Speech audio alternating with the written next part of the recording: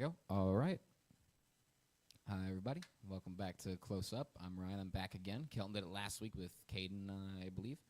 That was episode 15. Today, we are going to be talking about a lot of things, but the first thing is our expectations. That's what we're going to start off with. And today is episode 15. If you remember 2 weeks ago, I talked about our thought process and how we need to sit down and think about how we think, because of how we think affects everything around us. And this kind of stems to that.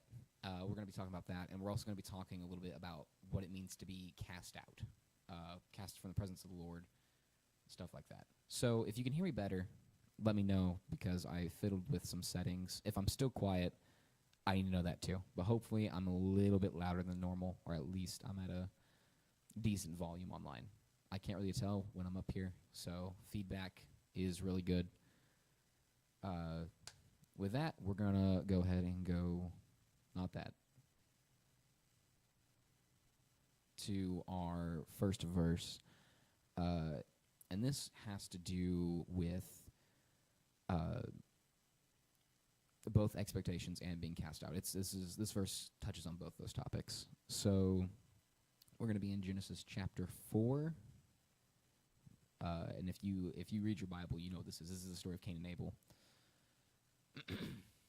And Adam knew Eve his wife, and she conceived, and bare Cain, and said, I have gotten a man from the Lord. And she again bare his brother Abel, and Abel was a keeper of sheep, but Cain was a tiller of the ground. And in process of time it came to pass that Cain brought of the fruit of the ground an offering unto the Lord.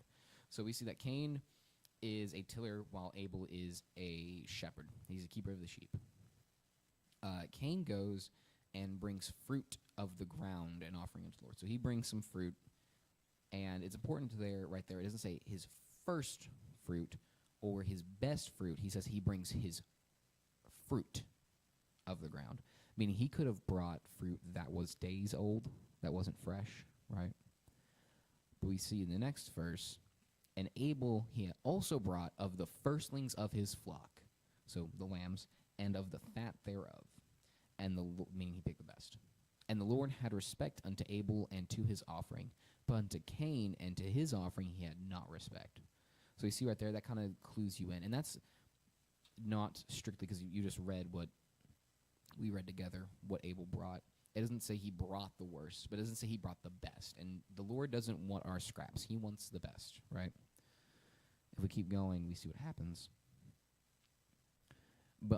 And Cain was very wroth. This is the second part of verse 5. And Cain was very wroth, and his countenance fell. And the Lord said unto Cain, Why art thou wroth, and why is thy countenance fallen? If thou doest well, shall thou not be accepted, and if thou doest not well, sin lieth at the door. And unto thee shall be his desire, and thou shalt rule over him. So we see there, Cain's expectation, right, was, I'm going to bring this offering unto the Lord, and he's going to accept it, right? This is going to be great. It's going to be fine. I'm going to bring it.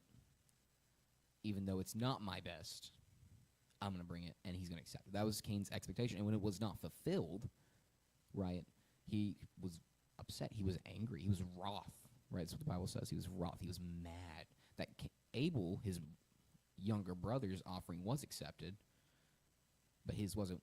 And the difference between the two, right, we see this, is Cain approaches this with, the Lord can take this from me, but I'm going to keep the best for myself. While Abel approaches with reverence and a fear of God and going, okay, I'm going to give, this is God we're talking about, so I'm going to give him the best, right?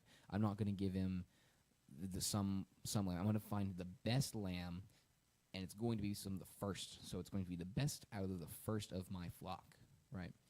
And we see these differing expectations, and what happens is the Lord accepts Abel's, but does not accept Cain's. And so we see what happens when Cain gets very angry, because Cain can't take his anger out on God, so we see what happens. Still in chapter 4, verse 8. And Cain talked with Abel his brother, and it came to pass, when they were in the field, that Cain rose up against Abel his brother and slew him. So Cain brings Abel to his field, and he slays Abel, his brother.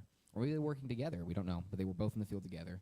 Cain slays him. He commits the first murder ever and kills his brother, which I think that's horrendous, right? And it also tells us that like murder's roots grow from brother against brother, right? That's what it does. It turns brother against brother. That's what sin does, and it's atrocious to me. It's just awful. We see he slays him, and then verse 9, and the Lord said unto Cain, where is Abel thy brother? And he said, I know not. Am I my brother's keeper? Right there he's going, am I responsible for my brother? I'm not responsible for him, even though he's his younger brother, and we're supposed to take care of our family, right? And then the Lord sees what he's done and goes, and he said, what hast thou done? The voice of thy brother's blood crieth unto me from the ground. Because Cain didn't want to hide it from the Lord, right? Or he was trying to hide it. He didn't want to tell the Lord what happened. But the Lord knows everything, so the Lord calls him out on it. And then verse 11, we see what happens. This is the cast out part. And now art thou cursed from the earth, which hath opened her mouth to receive thy brother's blood from thy hand. When thou tillest the ground, it shall not henceforth yield unto thee her strength. A fugitive and a vagabond shalt thou be in the earth. And Cain said unto the Lord, my punishment is greater than I can bear. Verse 14. Behold, thou hast driven me out this day from the face of the earth, and from thy face shall I be hid. So right there we see, not only is, because Cain understands what just happened. He has committed a great sin. He can't go back from this. So he's being cast out from the Lord, and he goes, I'm being hidden from your face. So we see that when God punishes him for committing this sin, right? And we're going to see this relationship a lot, is sin and being cast from the Lord are two sides to the same coin. He's cast out, and Cain goes, I'm going to die because you're casting me out. I won't be able to grow food, and I'm going to be hid from you, so how am I going to survive? And we see in the rest of his verse what the next, because that was a semicolon, so that was a thought. And then we see the thought continue. And I shall...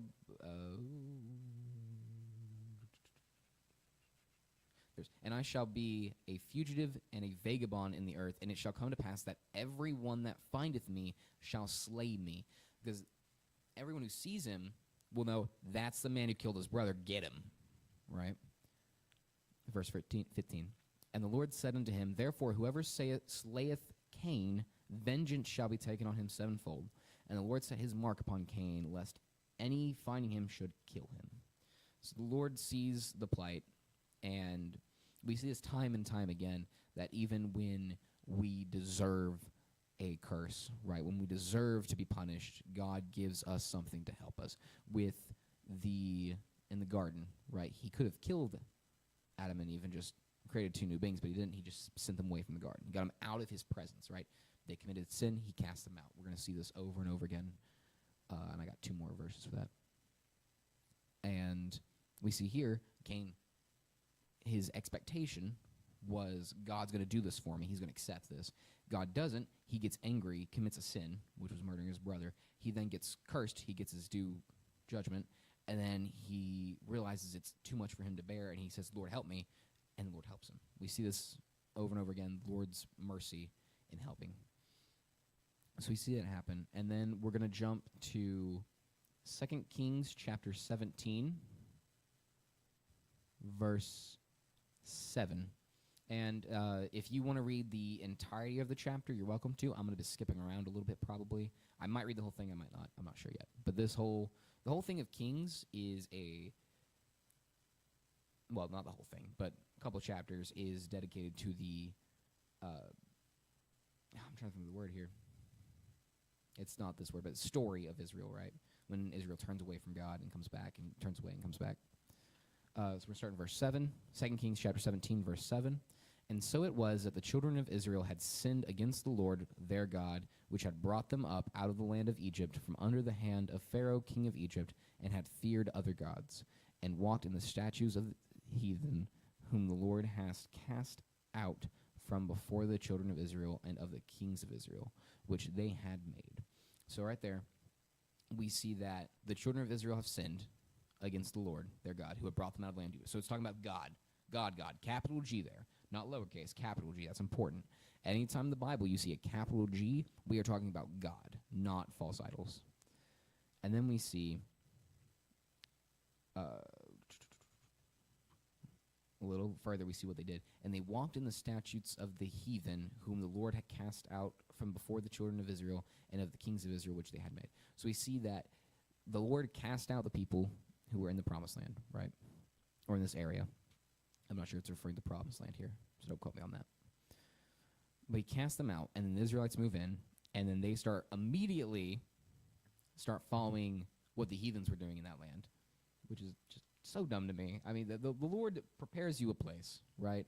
And then they immediately go, wow, thank you, God. This is great. We have land, we have food, we have clothing, we're alive. We're not slaves and vagabond slaves stuck in Egypt. Thanks, God. All right, now we're going to go worship this idol over here. Every time, but we see it in humanity over and over again. We have very short-term memories. If we don't have it written down, or if we even if we have it written down, if we didn't see it ourselves, we think it didn't happen, and we will just whoop. I see this in my own life with 9/11. The older generations, they know it very well, and it's still very reverent to them. But then when we look at the younger generations, some of them are like, 9/11, what's that? And I'm like, what? Dude. And I see some of them just openly disrespected on the day of, when we're supposed to have reverence to the people who died. People who disrespect it, and it makes my blood boil a little bit. But we forget things. If we forget something as small as man-made as that, then in like a generation, then I can see how, even though it's silly, how in a couple generations the Israelites forget what God did for them. Not forget, but they're like, yeah, sure, it happened, but this looks better, right? We'll continue on to verse 9. And the children of Israel did secretly those things that were not right against the Lord their God, and they built them high places in all their cities, from the tower of the watchman to the fenced city. And they set them up images and groves in every high hill and under every green tree. And there they burnt incense in all the high places, as did the heathen, whom the Lord carried away before them, and wrought wicked things to provoke the Lord to anger. So they're doing this. They know it's going to provoke him to anger, and they do it anyways. And they're doing it to provoke him. And you see that's a colon there, so there's more to this thought. Verse 12. For they served idols, whereof the Lord had said unto them, ye shall not do this thing. 10 Commandments, right? What's verse? Guys, what's commandment number 2?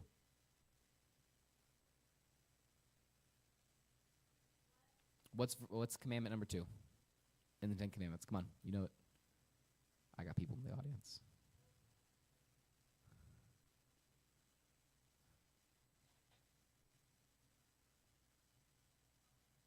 Yeah, there goes. Lucas got it. No idols. No, you said no gods. I am the Lord thy God. Thou shalt have no other gods before me. That's first commandment. Second commandment is no idols. Thou shalt have unto thee no graven images. That's off the dome there. Well, we see there, they do that. And we know right there, ye shall not do this thing. He's referencing the 10 Commandments there. No idols. Verse 13. Yet the Lord testified against Israel and against Judah by all the prophets and by all the seers, saying, turn ye from your evil ways, and keep my commandments and my statutes, according to all the law which I commanded your fathers, and which I sent to you by my servants the prophets. Right? So God is sending people to talk to them, so they know God's expectations. So we see our expectations towards God, like Cain, right? We had an expectation that we're going to give him this thing, and he's going to accept it, right? And he didn't. We get mad. We sin. Bad things happen. We get cast from his presence. Then right there, we see God's expectation towards us is to try and uphold his law, right? Is to try and follow 10 Commandments, is to try and be like Jesus, right? Because we live by the New Testament, not the Old Testament. But that's a conversation for a different day. And here we see that they're not, so God goes, okay, it's fine. They're trying to make me angry. Let's give them chances. Let me send some prophets to them. Oh, microphone's trying to fall. Let's send some prophets their way. Let's try and get them to listen. So he does that, and we see in verse 14 what happens. Notwithstanding, they should not hear, but hardened their necks to the neck of their fathers, that they did not believe in the Lord their God. Now, it's one thing to provoke him. It is one thing to turn against him. Good job, Ray. I see no idols. I love my sister. I got a little thing that pops up, and it shows the chat. on YouTube at least. So if you comment on YouTube, I can see it. I love seeing them when they do pop up. What was I saying? Right. So for verse 14, it says that they hardened their necks like to the neck of their fathers, and they did not believe in the Lord their God. So it's one thing to turn against God and to know he exists and to be sinning. It's another thing to go, I do not believe in him. He does not exist. He is powerless. Those are two wildly different things, and one is a whole lot scarier than the other. My friend's trying to fall again. I don't know why he keeps trying to do this. And we're going to keep seeing what happens. So they say, we do not believe in the Lord their God. And we see in verse 15, and they rejected his statutes and his covenant that he made with their fathers and his testimonies which he testified against them, and they followed vanity and became vain. They became proud, right? So they're rejecting what God has. They're rejecting the statutes he has made, right? And then they see this vanity. They're wearing silks. They're being very proud of themselves. And went after the heathen that were round about them, concerning whom the Lord had charged them that they should not do like them. And they left all the commandments. All. That's important. It's not some. It is all the commandments of the Lord their God, and made them molten images, even 2 calves, and made a grove, and worshipped all the host of heaven, and served Baal. And Baal was a deity that the heathens in the area served, the Canaanites. And Carthage, little history lesson for you because I'm a history buff, if you guys didn't know. The city-state, the city and the country of Carthage, way back when the Roman Empire was a fledgling, there was the Empire of Carthage. And Carthage, well, it wasn't really an empire, it was more of a kingdom, but whatever. Carthage had a deity, and they served Baal, and they would sacrifice their newborns to try and get better harvest. So that can tell you that this is horrendous and awful. That's the deity they started serving. And so we see that they abandoned all the commandments of the Lord, which is, don't do that. That's a bad idea. That's a very bad idea. We're going to see what happens when you just completely turn your back against God and reject everything God has to offer. You see, you'll see. We're going to keep reading. I am going to read the entire chapter. Wasn't sure if I was going to. I'm going to now because I'm going to roll. Verse 17. And they caused their sons and their daughters to pass through the fire, and used divination and enchantments, and sold themselves to do evil in the sight of the Lord, to provoke him to anger. So they know he exists, but they claim he doesn't. They reject all his statutes, and then they provoke him to anger. Verse 18. Therefore the Lord was very angry with Israel, and removed them out of his sight. There was none left but the tribe of Judah only. That single verse, that one verse, just said he removed them out of his sight. So they were gone. They're just gone. They went from existing, right? Not saying they just went to non-existing. God could have just made them leave the area, or he could have just destroyed them like he did with Sodom and Gomorrah. But in that one verse right there, we see he removed all of the Israelites out of his sight except for Judah. Wow, that is a lot of people that God just went, all right, I'm done with this foolishness. I'm done with this sin.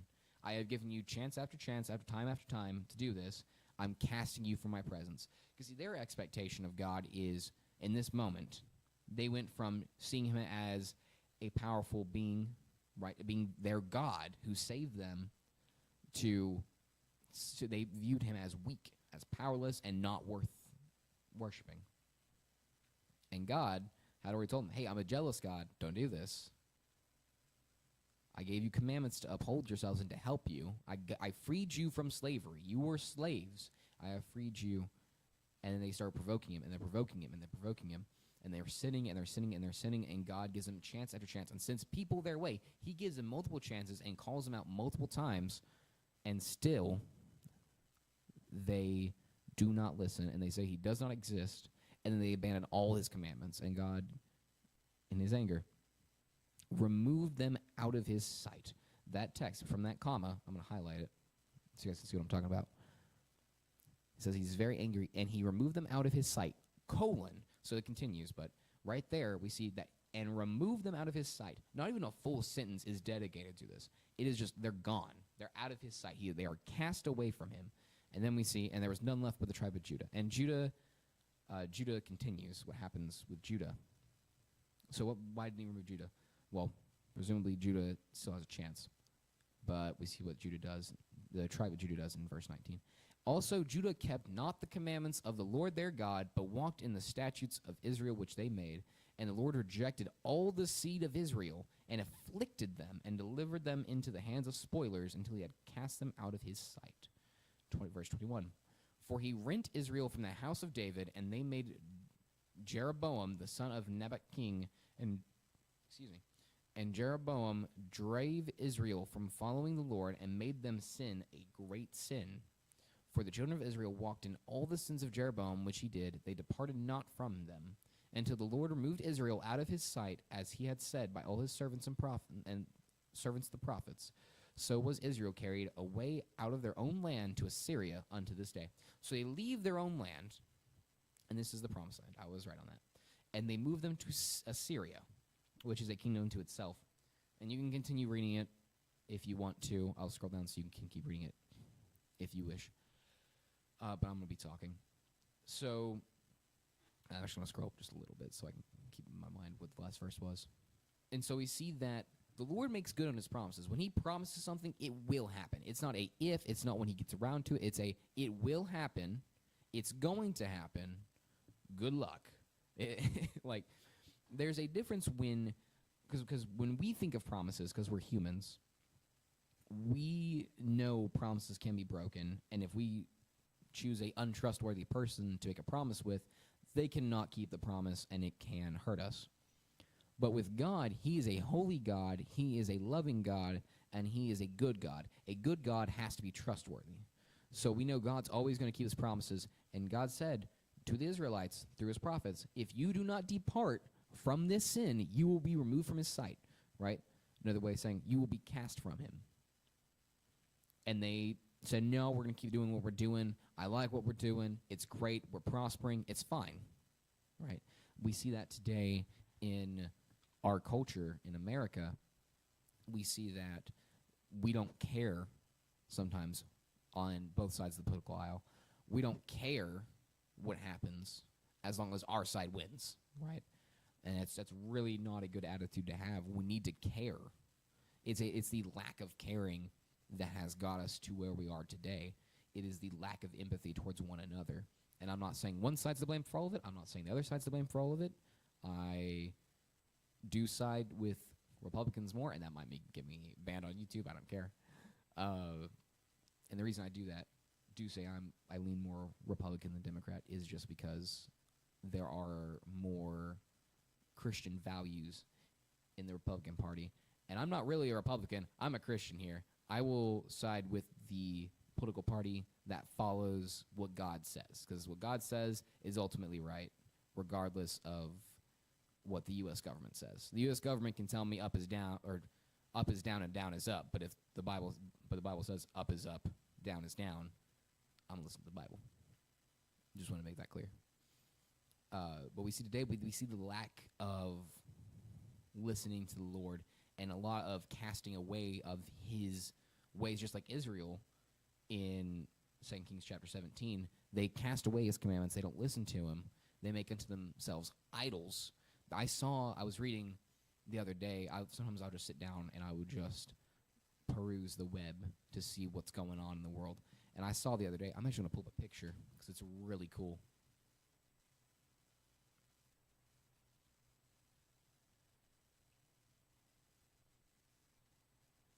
There is a statue that looks suspiciously like a beast that's described in Revelation. And we see that we will make idols unto ourselves. And they make this, the artist who made this, to my knowledge, isn't a Christian. And he made this, and it is suspiciously like you can actually see it right there, right down there, from Facebook CBN News. The UN sculpture looks a lot like the end times beast referred to in Daniel 7 and Revelation chapter 13. We are making idols to ourselves. We're making these idols. That statue the guy made is supposed to represent peace and security, is what the artist said. But we're really just making idols for ourselves. We're making statues to worship. I just read, again, same day I saw that, I saw another statue that was made to be in the likeness of the devil, of Satan. And I was like, whoa! And so when I looked at it, it wasn't pleasant looking. I wouldn't recommend looking up statues of Satan. They are very not good to look at. But when they made him, they put every sin they could think of onto him. And it was just, it made me sick to my stomach. But we make these idols to ourselves, and we keep going after the sin that we know we're not supposed to do. You know, like Brother Ray talks about it all the time, when a toddler, when he's told not to get a cookie and he goes and gets a cookie, he looks both ways before he looks. Who taught him to lie? No one taught him to lie. He just knows. He knows it's wrong, and he knows if he does it and he gets caught, he'll be in trouble. So he just automatically tries to make sure he can try to get away with committing the sin of not listening to his parents, and probably later he's going to lie until he tells the truth. We do that, and we think we can do that with God. Our expectation, because of what we do with fellow humans, is that we can get away with the sin that we do.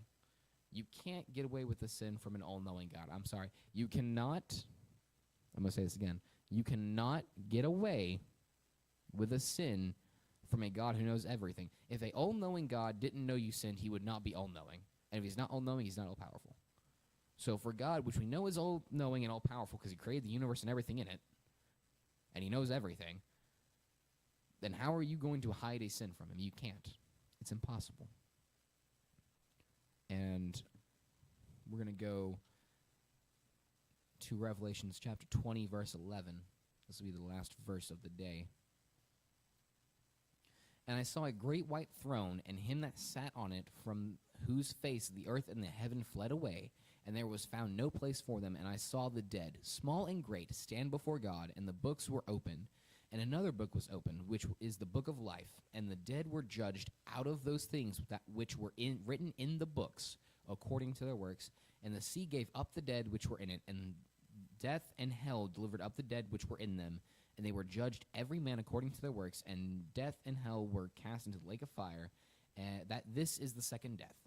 So we're not going to touch on it a bunch today, but I do want to just not go into it, but we'll touch it. And death and hell were cast into the lake of fire, period. This is the second death. These are two separate thoughts that both talk about the same thing, and we'll deal with it a different day, but I wanted to make that clear.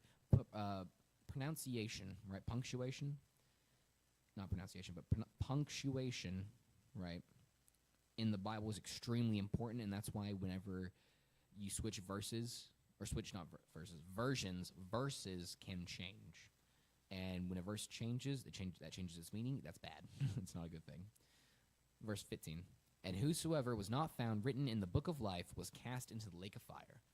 So we see right there, if your name is not found written in the book of life, you will be cast into the lake of fire. And the whole thing about the lake of fire is it is the ultimate casting away from God. It is, you will not be with God's presence ever again. It is impossible. Forever and ever and ever, you will never be in God's presence again. And that's atrocious. That is terrifying, because we are always we can always get access to God here on earth. You just have to pray to him, and you can get access to him. He is literally less than a second. He's less than a millisecond away from you being able to talk to him. In hell, you can't do that. There is no one to hear your plea. You cannot say, I'm sorry, in hell and get saved. You are stuck there. The whole point of Jesus dying on the cross, the whole reason he died, was so we can live in heaven with him. Right? And I think I say this every single time we have this lesson, or a lesson. I touch on this, that the whole reason he died was so you can be with him in heaven. But it's because it's so important, and because when I look around and I talk to people who and like I just graduated college. In my college, when I talk to people who say they are Christians, I say, "Oh yeah, cool. When did you get saved?" They're like, "What's being saved?" they would get so confused. They're like, oh yeah, I was baptized. I'm like, that's okay, that's cool, but did you get saved? Oh, what's that? They don't know what it is. No one talks about it. Or when they talk about it, they don't explain it thoroughly, and they don't know what they're doing. And when you get saved, you need to know what you're doing. Because it's not simply a, oh, yeah, I'm going to go to heaven. Yeah. Jesus, he's got me. I'm safe. Yeah, he's got me. It is not you getting a car lift to heaven. It is you going, yes, Jesus, you are Lord. You are God. I am willing to give up myself, give up my sin that I'm clinging to, right, to worship you and to serve you and to do what you are asking of me, whatever that may be. It could be, I'm going to be a missionary in Africa. It could be, I want to teach a lesson on Tuesdays, to being a choir director, to being the church security guard. It could be a bunch of different things. But it all has to do, again, with our expectations, right?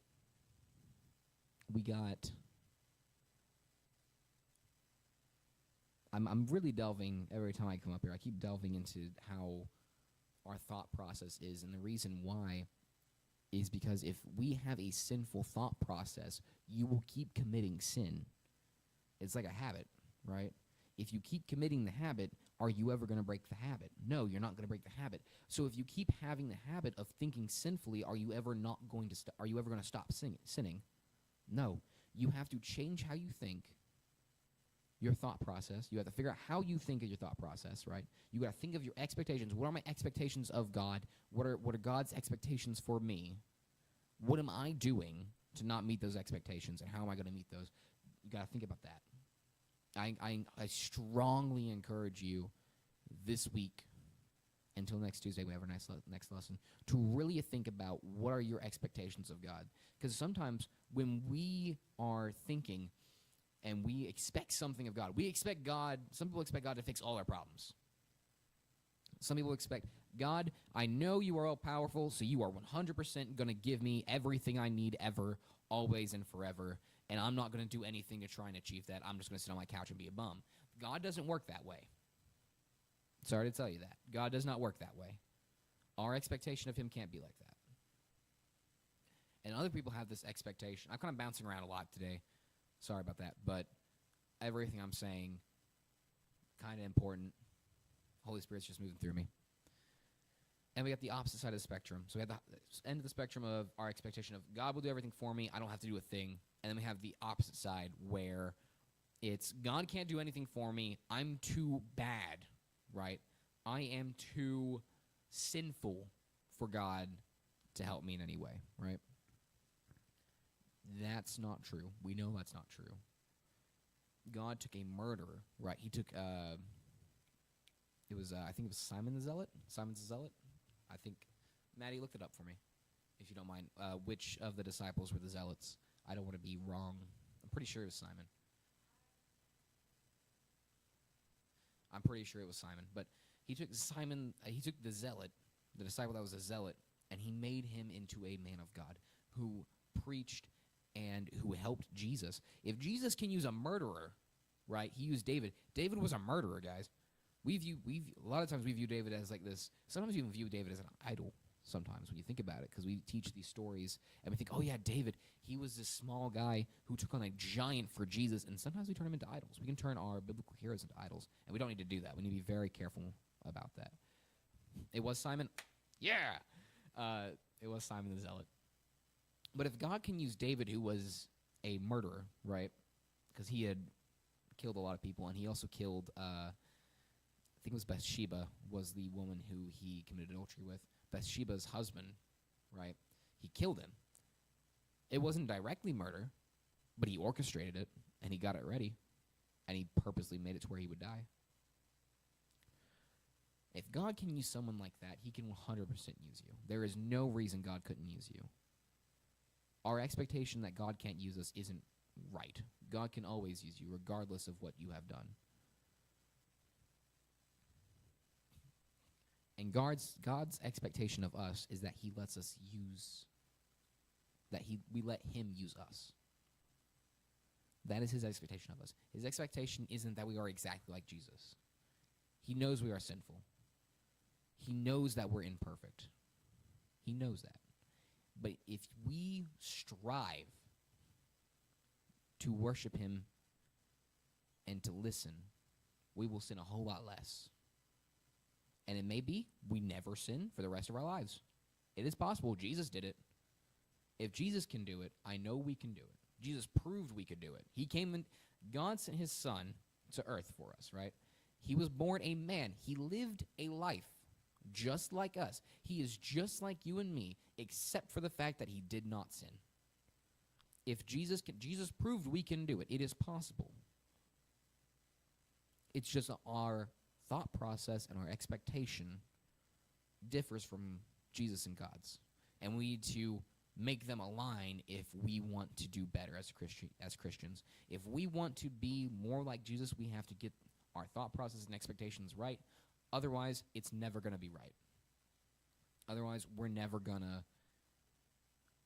be who God needs us to be. We are going to struggle with it. We are going to have struggles. Like, I was thinking about this in the car ride here, on the truck ride. We were listening to music, and I was thinking, we expect blessings when we sin. Part of our expectations that we have, whether we realize it or not, is that even if we're singing, we're going, God's going to bless me. If we are sinning against him, right? If I am actively punching Grayson in the face, I would never punch Grayson in the face. But let's say I'm actively punching Grayson in the face. Grayson's not going to lean up and go, oh, I love you, brother. Oh, I love you so much. Mwah, and give me a kiss on the cheek. He's not going to do that. Or if I spit in Grayson's face, Grayson's not going to go, I love you, brother. I love you. He's not going to do that. So why are we expecting God to do the same? Why are we expecting God that when we spit in his face, that he is going to rain down blessings on us? It doesn't work that way. We have to be striving to be better. We have to strive to be more like Jesus for him to bless us. So that expectation we have needs to come down. Thank you, guys. I am going on to 40 minutes. I didn't realize that. Thank you guys for tuning in to today's lesson. I hope you got something out of it. It kind of jumped around a little bit today, but I think it all kind of ties together. If you didn't see 2 weeks ago when I did the thought process, go hop back. There's a playlist on the channel where you can watch it on YouTube. If you're watching on Facebook and you are trying to find the one video, if you pop over to YouTube, FWBT, there are playlists there of every Sunday service and every close-up video. Not every Wednesday video because I have to upload this manually, and sometimes I just forget and I have to fix it later. So sometimes those are a little bit behind, but most of the time it's caught up. Thank you for tuning in. We'll see you tomorrow, Wednesday at 7 o'clock for Brother Ray's message, which I'm excited to hear. Thank you. You guys have a great rest of your week, and we love you guys.